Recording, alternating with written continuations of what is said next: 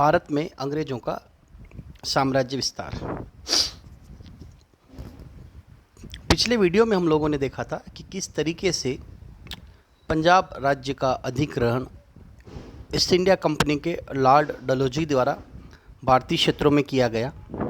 उसी क्रम में अगर हम बात करते हैं कि भारत आने वाले अंग्रेज जिनका मुख्य उद्देश्य व्यापार करना था, परंतु व्यापार के साथ ही भारत की राजनीतिक कमजोरियों का फ़ायदा उठाते हुए ईस्ट इंडिया कंपनी एक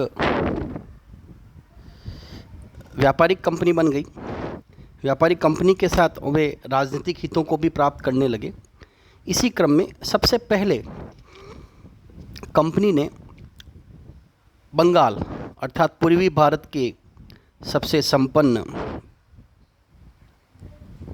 राज्य पश्चिमी बंगाल, जो बंगाल की खाड़ी में स्थित था और अपने समुद्री व्यापार व वाणिज्य के दृष्टिकोण से धनवान व संपन्न था, उस राज्य पर अपना नियंत्रण स्थापित किया। या यूँ कहा जा सकता है कि ईस्ट इंडिया कंपनी ने पहली बार भारत के जिस राज्य पर अपनी स्वतंत्र सत्ता को स्थापित किया था, साम्राज्य की स्थापना की थी, वह शुरुआत पश्चिमी बंगाल से हुई।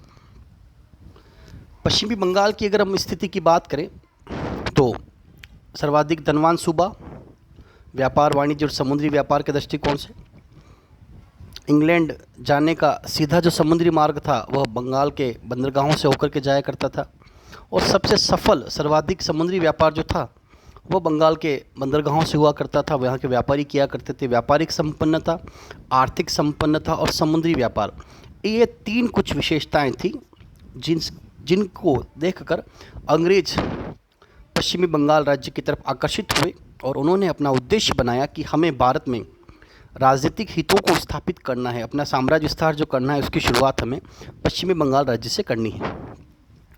अगर हम सर्वप्रथम देखते हैं कि अंग्रेज़ों का आगमन पश्चिम में गुजरात से इसका प्रारंभ हुआ, सूरत के बंदरगाह से, परंतु पश्चिमी समुद्री तटों तक अपना नियंत्रण स्थापित करते हुए दक्षिण में मद्रास और मद्रास से बाद में ईस्ट इंडिया कंपनी धीरे धीरे पूर्वी तटीय क्षेत्रों तक अपना व्यापार स्थापित करते हुए पश्चिमी बंगाल राज्य तक पहुंची। 1651 में कंपनी ने हुगली में अपना एक व्यापारिक केंद्र स्थापित किया था, और ईस्ट इंडिया कंपनी का उद्देश्य भी था पश्चिमी भारत से पूर्वी तटों तक समुद्री व्यापार पर इंग्लैंड का नियंत्रण स्थापित किया जाए। और उस नियंत्रण की शुरुआत जो थी वो हुगली में व्यापारिक केंद्र से प्रारंभ हुई। उसी क्रम में 20 दिसंबर 1686 में अंग्रेज़ों ने सुत नदी के किनारे कलकत्ता नगर की स्थापना की। 1696 में अंग्रेज़ों को बंगाल के 3 गांवों की जागीरदारी प्राप्त हुई, सुतनती, गोविंदपुर और कलकत्ता नगर की। और समय समय पर ईस्ट इंडिया कंपनी जो थी, अंग्रेज व्यापारी जो थे, वे तत्कालिक शासकों से कृपा पात्र बनकर भारत से व्यापार करते रहते थे और अपना व्यापारिक लाभ प्राप्त कर रहे थे। परंतु मुग़ल बादशाहों से भी उन्हें व्यापारिक सुविधाएं प्राप्त हुई। जैसे मुग़ल सम्राट शाह शुजा ने बंगाल में अंग्रेज़ों को करमुक्त व्यापार की स्वतंत्रता दी।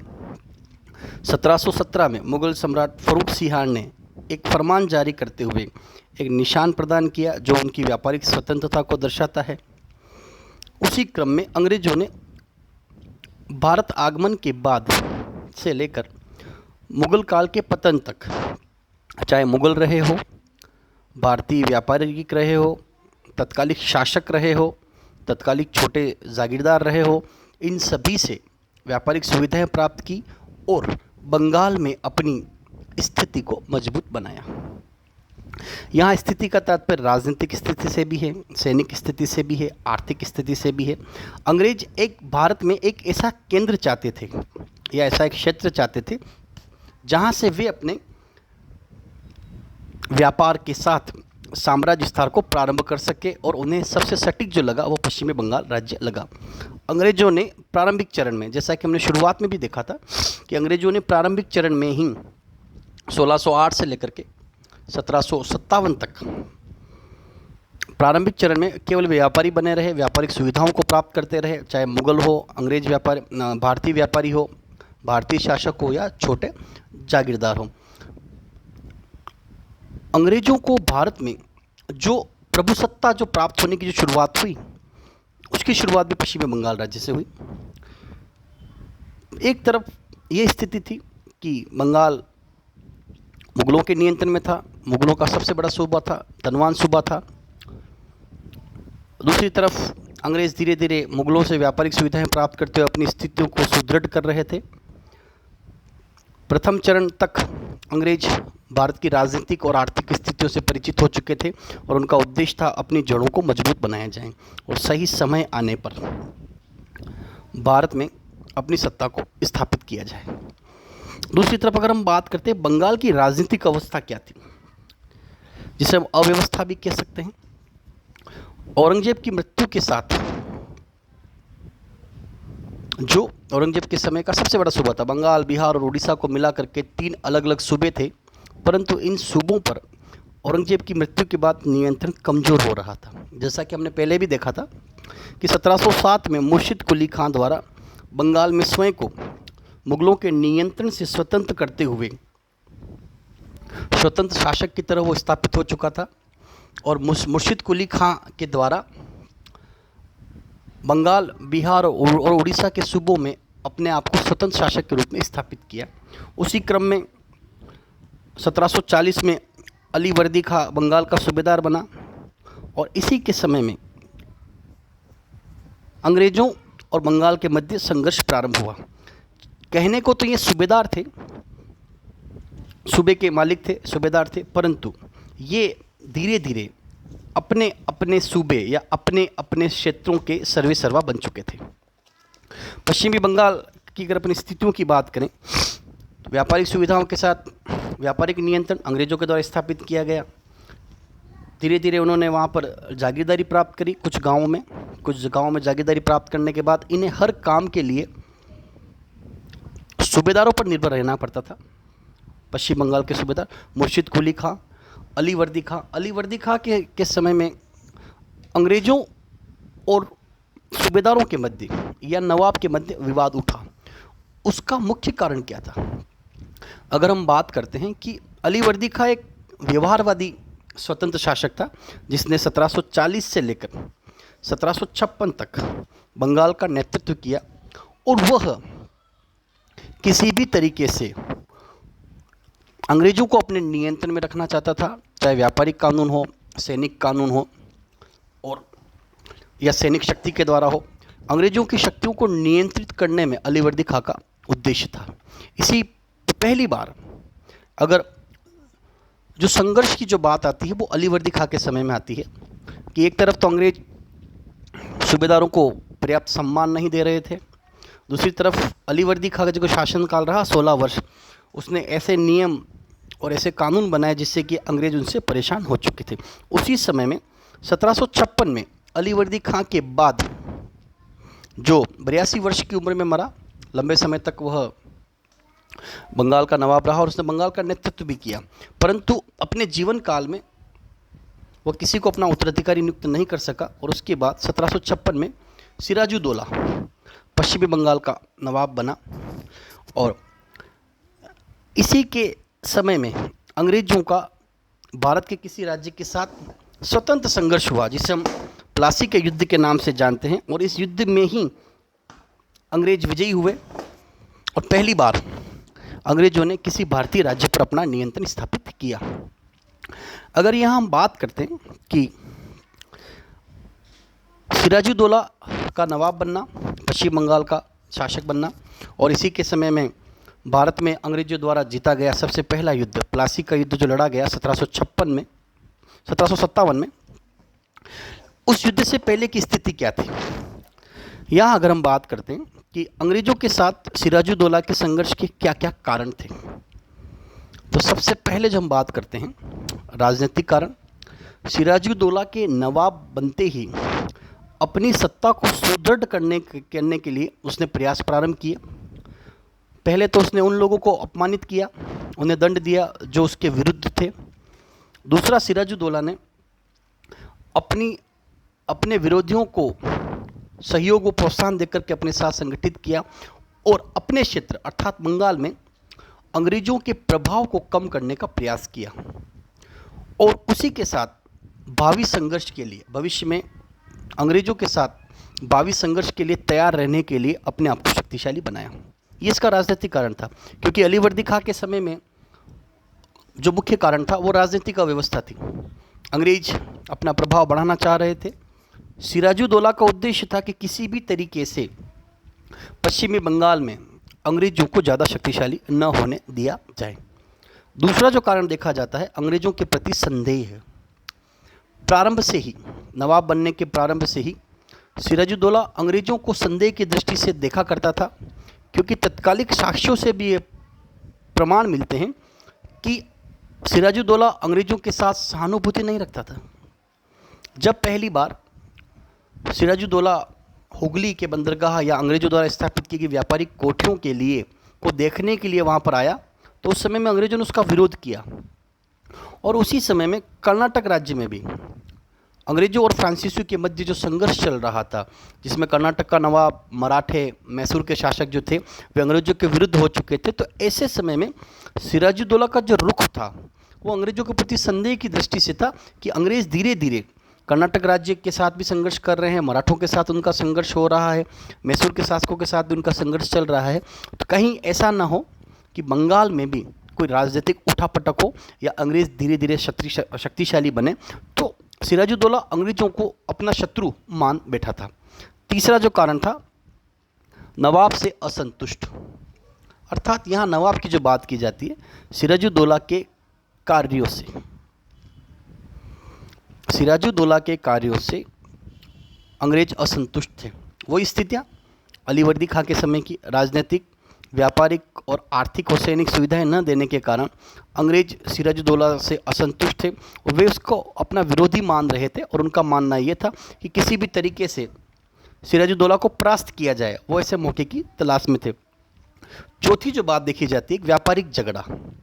1717 में मुगल सम्राट फर्रुख सिंह ने अंग्रेजों को जो एक शाही फरमान दिया था, जिसके अंतर्गत अंग्रेजों को पश्चिमी बंगाल में कर मुक्त व्यापार या की स्वतंत्रता प्रदान दी गई थी। दस्तक के आधार पर उन्हें फ्री पास जिसे कहा जाता था कि स्वतंत्रता प्रदान की गई थी, परंतु सिराजुद्दौला ने नवाब बनते ही उस दस्तक को समाप्त कर दिया। अर्थात पश्चिमी बंगाल में अंग्रेजों को कर मुक्त व्यापार या फ्री पास की जो व्यवस्था थी वो सिराजुद्दौला के द्वारा समाप्त की गई थी। और इसका सबसे बड़ा नुकसान जो हुआ वो अंग्रेजों को हुआ, क्योंकि इससे पहले किसी भी नवाब ने मुगल शासक मुगल सम्राट फर्रुख सिंह के इस आदेश को समाप्त नहीं किया था, परंतु फर्रुख सिंह ने अंग्रेजों को आर्थिक दृष्टिकोण से नुकसान पहुंचाने के लिए फ्री पास, दस्तक, निशान की पद्धति को समाप्त कर दिया, जो इनके झगड़े का मुख्य कारण था। अगला जो कारण देखा जाता है, नवाब के शत्रुओं को संरक्षण देना। अंग्रेजों ने सिराजुद्दौला के जो विरोधी नवाब थे, जिनको सिराजुद्दौला ने सबसे पहले अपमानित और दंडित किया था, वे धीरे धीरे अंग्रेजों के खेमे में जाने लगे। अर्थात वे अंग्रेजों के साथ सिराजुद्दौला के विरुद्ध साठगांठ करने लगे। ये जो कार्य था, इस कार्य की वजह से अंग्रेजों ने नवाब के शत्रुओं को संरक्षण दिया और नवाब ने इसको गंभीरता से लिया कि भविष्य में कभी भी अंग्रेज जो हैं वो सिराजुद्दौला के विरुद्ध उनके असंतुष्ट साथियों को साथ देकर के उसके विरुद्ध कोई संघर्ष कर सकते हैं, षड्यंत्र रच सकते हैं। तो ऐसी स्थिति में सिराजुद्दौला को पक्का विश्वास हो गया था कि अंग्रेज जो हैं वे उसके शत्रुओं से मिल चुके हैं और वे भविष्य में उसको समाप्त करने की कोई ना कोई चाल चलेंगे। सिराजुद्दौला के समय में ही कलकत्ता नगर की स्थापना पहले से ही हो चुकी थी, परंतु अंग्रेजों को कलकत्ता में किलेबंदी अर्थात सैनिकों के लिए किले बनाने की परमिशन नहीं थी। परंतु अंग्रेजों ने बिना नवाब की अनुमति के कलकत्ता में किलेबंदी को प्रारंभ किया और उस किलेबंदी का मुख्य उद्देश्य था कि अंग्रेज सैनिकों को कलकत्ता के नगरों में इकट्ठा करना और कलकत्ता के नगरों में इकट्ठा करना। इस कार्य से नवाब अत्यधिक असंतुष्ट हुआ और उसने अंग्रेजों के विरुद्ध सैनिक कार्रवाई प्रारंभ कर दी।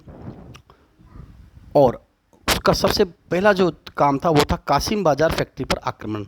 4 जून 1756 को सिराजुद्दौला ने मुर्शिदाबाद के समीप स्थित अंग्रेज़ों की कासिम बाजार फैक्ट्री पर आक्रमण किया और उस पर अपना नियंत्रण स्थापित किया। उसी क्रम में कलकत्ता के दुर्ग फोर्ट विलियम पर, जो उनके द्वारा बनाया जा रहा था, उस दुर्ग पर भी 15 जून को सिराजुद्दौला ने आक्रमण किया और उस दुर्ग पर अपना नियंत्रण स्थापित किया और इसी दुर्ग में स्थित 146 अंग्रेज सैनिकों को काल कोठरी में कैद किया 20 जून को। और इन सैनिकों को दंड देने के लिए उस काल कोठरी में कैद किया गया और उस काल कोठरी में कैद किए गए सैनिकों की में से 123 सैनिकों की मृत्यु हो गई। इस घटना को भारतीय इतिहास में ब्लैक होल या काल कोठरी की घटना कहा जाता है, जो सिराजुद्दौला के समय में हुई, कलकत्ता के दुर्ग फोर्ट विलियम के अंदर हुई। 15 जून को आक्रमण किया गया। 20 जून की रात्रि को इन कैदियों को, अंग्रेज कैदियों को कैद किया गया ताकि उन्हें दंडित किया जाए। परंतु उस काली कोठरी में कैद किए जाने के बाद 123 अंग्रेजों की मृत्यु की वजह से अंग्रेज सिराजुद्दौला के विरुद्ध हो चुके थे और वे भविष्य में किसी ऐसी स्थिति की समय में थे कि किसी भी तरीके से सिराजुद्दौला को युद्ध के द्वारा या अपनी सैनिक शक्ति को दिखाते हुए उसको पराजित किया जा सके। ये घटनाएं प्लासी के युद्ध से 1 वर्ष पहले की थी, 1756 की। कासिम बाजार फैक्ट्री पर आक्रमण की बात की जाए, कलकत्ता के फोर्ट विलियम दुर्ग की पर आक्रमण की बात की जाए, या काल कोठरी या ब्लैक होल की घटना की बात की जाए, तो इसके बाद 1 वर्ष तक सिराजुद्दौला और अंग्रेज़ों के मध्य ऐसे समय का मौका ढूंढा जा रहा था कि भविष्य में कभी भी युद्ध किया जा सके। उसी क्रम में प्लासी का युद्ध 23 जून 1757 को अंग्रेज रॉबर्ट क्लाइव तथा सिराजुद्दौला के मध्य कलकत्ता के पास प्लासी के मैदान में भारत में अंग्रेज़ों की सैनिक शक्ति के द्वारा लड़ा गया किसी भारतीय शासक के साथ घोषित युद्ध जो था वो प्लासी का युद्ध था, जिसमें नवाब के विरुद्ध षड्यंत्र रचने के लिए अंग्रेजों द्वारा नवाब का सम्मान न करना, राजनीतिक संधियों को समाप्त करना, उन कारणों को लेकर के, और सबसे बड़ा तत्कालिक कारण था काल कोठरी की घटना। इनको लेकर के कलकत्ता के पास प्लासी के मैदान में अंग्रेज रॉबर्ट क्लाइव और सिराजुद्दौला की सम्मिलित सेना, जिसमें नवाब के अपने सैनिक सेनापति जो थे वे भी उसमें सम्मिलित थे, उनके मध्य जो युद्ध लड़ा गया, यह 23 जून 1757 को प्लासी के मैदान में लड़ा गया, जो भारत में लड़ा गया सबसे पहला युद्ध था। और इस युद्ध में नवाब को अपने सेना नायकों का सहयोग नहीं मिला और एक छोटे से युद्ध में अंग्रेजों द्वारा नवाब को पराजित किया गया। और अंग्रेजों द्वारा नवाब को पराजित करने के साथ ही प्लासी का युद्ध जो था वो अंग्रेजों के पक्ष में रहा। और उसी क्रम में 28 जून 1757 को अंग्रेजों ने अपने समर्थक मीर जाफर को बंगाल का नवाब घोषित किया। प्लासी के युद्ध का कोई बड़ा युद्ध नहीं था, परंतु इसके जो परिणाम हुए वो महत्वपूर्ण सिद्ध हुए, क्योंकि सैनिक दृष्टि से अगर देखा जाए तो इस युद्ध में अंग्रेजों के केवल 500 और नवाब के लगभग 2000 सैनिक मारे गए। परंतु इस युद्ध के बाद अंग्रेजों के हाथों में एक निर्णायक युग की शुरुआत हुई कि प्लासी के युद्ध ने बंगाल में एक नए युग की शुरुआत की, जिससे न केवल बंगाल प्रांत में क्रांति उत्पन्न हुई अपितु ईस्ट इंडिया कंपनी के स्वरूप में भी क्रांतिकारी परिवर्तन आया। क्योंकि यह एक युद्ध बहुत छोटा युद्ध था, बहुत कम समय में लड़ा गया, परंतु इसके जो प्रभाव थे उन प्रभावों ने भारतीय इतिहास को बदल के रख दिया है।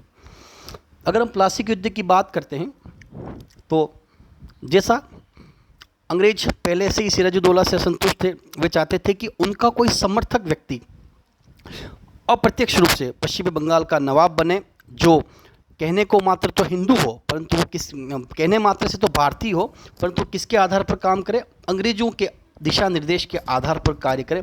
और उनको एक ऐसा व्यक्ति मिल चुका था जिसका नाम था मीर जाफर। तो प्लासी के युद्ध के बाद क्या हुआ? प्लासी के युद्ध के बाद सिराजुद्दौला की हत्या कर दी गई और हत्या के बाद मीर जाफर को पश्चिम बंगाल का नवाब बनाया गया और अंग्रेजों ने अपनी इच्छाओं के अनुरूप शासन को प्रारंभ किया। पहले ही बताया जा चुका है कि यह एक बहुत छोटा सा युद्ध था, जिस युद्ध का सबसे बड़ा जो प्रभाव रहा वो राजनीतिक प्रभाव रहा, आर्थिक प्रभाव रहा।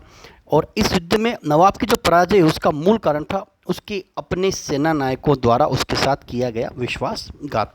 अब हम अगर प्लासी के युद्ध के महत्व की बात करते हैं तो सैनिक दृष्टि से अगर देखा जाए, आर्थिक दृष्टिकोण से देखा जाए, ये कोई बहुत बड़ा युद्ध नहीं था, परंतु इस युद्ध ने अंग्रेजों के लिए एक नए युग की शुरुआत की। जैसे राजनीतिक महत्व अगर देखा जाए तो कि भारत की शासन व्यवस्था जो थी उसका खोखलापन स्पष्ट हो चुका था। अंग्रेजों की राजनीतिक और साम्राज्य विस्तार की जो महत्वाकांक्षा थी वो जाग चुकी थी। उन्हें लग चुका था कि भविष्य में हम किसी भी भारतीय राज्य को या भारतीय शासक को पराजित कर सकते हैं, क्योंकि भारतीय शासक जो हैं वो संगठित नहीं हैं, उनके अंदर आपसी कमजोरी है। अंग्रेजों की सैनिक शक्ति का भय जो था वो अन्य भारतीय राज्यों पर भी हो चुका था और भारत में कंपनी को भारत में साम्राज्य विस्तार के लिए पश्चिमी बंगाल का एक स्वतंत्र राज्य प्राप्त हो चुका था और इसी राज्य को उन्होंने बाद में अपनी राजधानी बनाया और भारत के अन्य राज्यों को उन्होंने जीतना प्रारंभ किया। बंगाल का वास्तविक शासन कंपनी के हाथों में चला गया। प्लासी के युद्ध ने अंग्रेजों के लिए अनेक नए मार्ग खोले। राजनीतिक दृष्टिकोण से देखा जाए, आर्थिक दृष्टिकोण से देखा जाए, सैनिक दृष्टिकोण से देखा जाए, और बंगाल को केंद्र बनाकर अंग्रेजों द्वारा अपनी राजनीतिक और आर्थिक महत्व को पूर्ण किया गया। बंगाल विजय के बाद ईस्ट इंडिया कंपनी ने अपने साम्राज्य विस्तार को शक्तिशाली बनाया और भारत में अंग्रेजी सेनाओं को संगठित करना प्रारंभ किया। मुख्य जो परिणाम देखे गए, जिन परिणामों ने विश्व के साथ पूरे भारतीय इतिहास को प्रभावित किया, वो थे अंग्रेजों का भारत में साम्राज्य विस्तार के लिए मार्ग प्रशस्त होना। ये सबसे बड़ा राजनीतिक महत्व था, क्योंकि इसी आधार पर ईस्ट इंडिया कंपनी बाद में शक्तिशाली हुई, आर्थिक दृष्टिकोण से शक्तिशाली हुई और भारतीय धन का उपयोग करते हुए उन्होंने भारत के साथ पूरे विश्व के अन्य भागों में अपने उपनिवेशों की स्थापना की और भारत में अपनी राजनीतिक सत्ता का केंद्र जो बनाया वो उन्होंने पश्चिमी बंगाल राज्य को बनाया। अब अगर हम आर्थिक महत्व की अगर बात करते हैं तो बंगाल भारत का सबसे समृद्ध प्रांत था। कंपनी को व्यापार के साथ साथ राज्य विस्तार के लिए भी आश्रय मिल चुका था। कंपनी को सोना चांदी जो प्राप्त हुआ उसका उन्होंने आर्थिक और साम्राज्य विस्तार के लिए उसका उपयोग किया। कंपनी को बंगाल, बिहार और उड़ीसा में स्वतंत्र व्यापार की स्वतंत्रता प्राप्त हो चुकी थी और सबसे बड़ी जो बात थी कि उनका कोई विरोध करने वाला पश्चिम बंगाल में उस समय में नहीं था।